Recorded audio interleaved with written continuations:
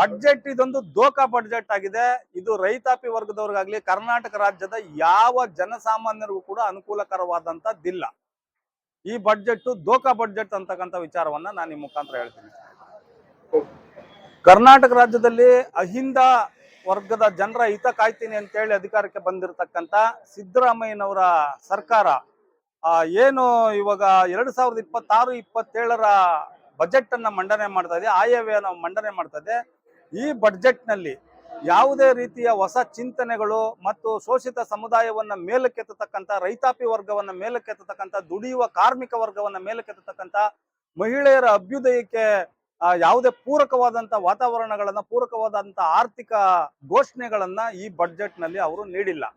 ಹಾಗಾಗಿ ಇರ್ತಕ್ಕಂತ ಏನ್ ಬಡ್ಜೆಟ್ ನಲ್ಲಿ ಇರ್ತಕ್ಕಂತ ಗ್ಯಾರಂಟಿ ಪರಿಶಿಷ್ಟ ಜಾತಿ ವರ್ಗಗಳ ದುಡ್ಡನ್ನ, ಅಭ್ಯುದಯದ ದುಡ್ಡನ್ನ ಹಿಂದುಳಿದ ಜಾತಿ ವರ್ಗಗಳಿಗೆ ಮೀಸಲಿಡಬೇಕಾಗಿರ್ತಕ್ಕಂಥ ದುಡ್ಡನ್ನ 139 ಕೋಟಿ ರೂಪಾಯಿ ದುಡ್ಡನ್ನ ಈಗಾಗಲೇ ಅನ್ಯ ಯೋಜನೆಗಳಿಗೆ, ಗ್ಯಾರಂಟಿ ಯೋಜನೆಗಳಾಗಿರ್ತಕ್ಕಂಥ ಗೃಹಜ್ಯೋತಿ ಯೋಜನೆಗೆ ಮತ್ತು ಶಕ್ತಿ ಯೋಜನೆಗೆ, ಅದೇ ರೀತಿ ಬೇರೆ ಬೇರೆ ಯೋಜನೆಗಳನ್ನ, ಏನು ಯುವ ನಿಧಿ ಯೋಜನೆಯನ್ನ ಸರ್ಕಾರ ಘೋಷಣೆ ಮಾಡಿದೆ, ಅನ್ನಭಾಗ್ಯ ಯೋಜನೆಯನ್ನ ಏನು ಘೋಷಣೆ ಮಾಡಿದೆ, ಈ ಯೋಜನೆಗಳಿಗೆ ಪರಿಶಿಷ್ಟ ಜಾತಿ ಪರಿಶಿಷ್ಟ ವರ್ಗದ ಬಡ್ಜೆಟ್ ನಲ್ಲಿ ಆಯವ್ಯಯದಲ್ಲಿ ಮೀಸಲಿಟ್ಟಿದ್ದಂತ ದುಡ್ಡನ್ನ ಈಗಾಗಲೇ ಖರ್ಚು ಮಾಡ್ಕೊಂಡಿದೆ ಸರ್ಕಾರ.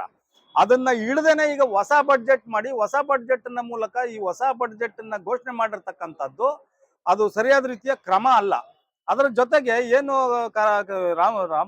ಬೆಂಗಳೂರು ದಕ್ಷಿಣ ಜಿಲ್ಲೆಯ ರಾಮನಗರ ಭಾಗದಲ್ಲಿ, ಕನಕಪುರ ಭಾಗದಲ್ಲಿ ಮೇಕೆದಾಟು ಯೋಜನೆಯನ್ನ ಹೆಸರಿಟ್ಕೊಂಡು ಮೇಕೆದಾಟು ಯೋಜನೆಯನ್ನ ಜಾರಿ ಮಾಡೇ ಮಾಡ್ತೀವಿ ಅಂತಕ್ಕಂಥ ನಿಟ್ಟಿನಲ್ಲಿ ಪಾದಯಾತ್ರೆ ಮಾಡಿ, ಅದರ ಮುಖಾಂತರ ದೊಡ್ಡ ಹೋರಾಟ ಮಾಡಿ, ಚಳುವಳಿಯನ್ನೇ ಮಾಡಿ ಮೇಕೆದಾಟು ಯೋಜನೆಯನ್ನ ಬಳಸ್ಕೊಂಡಿರ್ತಕ್ಕಂಥ ಕಾಂಗ್ರೆಸ್ ಸರ್ಕಾರ ಈಗ ಇದ್ದಕ್ಕಿದ್ದಂತೆ ವರ್ಷೆ ಬದಲಾಯಿಸಿ ಹೊಸ ನಾಟಕವನ್ನ ಆರಂಭ ಮಾಡಿದೆ. ಆ ಹೊಸ ನಾಟಕ ಏನು ಅಂತಂದ್ರೆ, ಹೊಸದಾಗಿ DPR ನ ಪ್ರಾರಂಭ ಮಾಡಬೇಕು, ಹೊಸದಾಗಿ DPR ಸೃಷ್ಟಿ ಮಾಡಬೇಕು ಅಂತೇಳಿ 12 ವರ್ಷಗಳ ಕಾಲ ಒಂದು DPR ನ ಇಟ್ಕೊಂಡು, ಮತ್ತೆ ಬೇರೆ ಬೇರೆಯ ಪರಿಸರವಾದಿಗಳು, ಸ್ವಾಮಿನಾಥನ್, ನಂಜುಂಡಪ್ಪ ವರದಿ, ಇಂಥ ವರದಿಗಳ ಆಧಾರದ ಮೇಲೆ ಇಲ್ಲಿ ಮೇಕೆದಾಟು ಯೋಜನೆಯನ್ನ ಪ್ರಾರಂಭ ಮಾಡಬೇಕು ಅಂತೇಳಿ ಪಾದಯಾತ್ರೆ ಮತ್ತು ಚಳುವಳಿ, ರ್ಯಾಲಿ, ಮೆರವಣಿಗೆಗಳ ಮುಖಾಂತರ ಅಧಿಕಾರಕ್ಕೆ ಬರೋದಕ್ಕೋಸ್ಕರ ಜನರನ್ನ ಯಾಮಾರಿಸಿದಂತ ಕಾಂಗ್ರೆಸ್ ಪಕ್ಷ ಇವತ್ತು ಇದ್ದಕ್ಕಿದ್ದಂಗೆ ಹೊಸ DPR ನ ತಯಾರಿ ಮಾಡಬೇಕು ಅಂತ ಇರ್ತಕ್ಕಂಥದ್ದು ಸರಿಯಾದ ರೀತಿ ಕ್ರಮ ಅಲ್ಲ. ಇದು ಜನರ ಮೂಗಿಗೆ ತುಪ್ಪ ಸವರ್ತಕ್ಕಂಥ ಮಾತು, ಮತ್ತೆ ಜನರನ್ನ ಯಾಮಾರಿಸ್ತಕ್ಕಂಥ ವಿಚಾರ ಆಗಿರೋದ್ರಿಂದ ಈ ಹೊಸ DPR ಯೋಜನೆಯನ್ನ ಕೈ ಬಿಟ್ಟು ಈ ಬಡ್ಜೆಟ್ ನಲ್ಲಿ ಕೂಡಲೇ ಮೇಕೆದಾಟು ಯೋಜನೆಯನ್ನ ಅನುಷ್ಠಾನಕ್ಕೆ ತರಬೇಕು ಅಂತ ಹೇಳಿ ನಾವು ಒತ್ತಾಯ ಮಾಡ್ತೀವಿ. ಮತ್ತು ರೈತಾಪಿ ವರ್ಗಕ್ಕೆ ಒಂದು ಆರ್ಥಿಕ ಬೆಂಬಲವನ್ನ ಘೋಷಣೆ ಮಾಡಬೇಕು, ಅದರ ಜೊತೆಗೆ ಮಹಿಳೆಯರಿಗೆ ಒಂದು ಆರ್ಥಿಕ ಬೆಂಬಲವನ್ನ ಘೋಷಣೆ ಮಾಡಬೇಕು.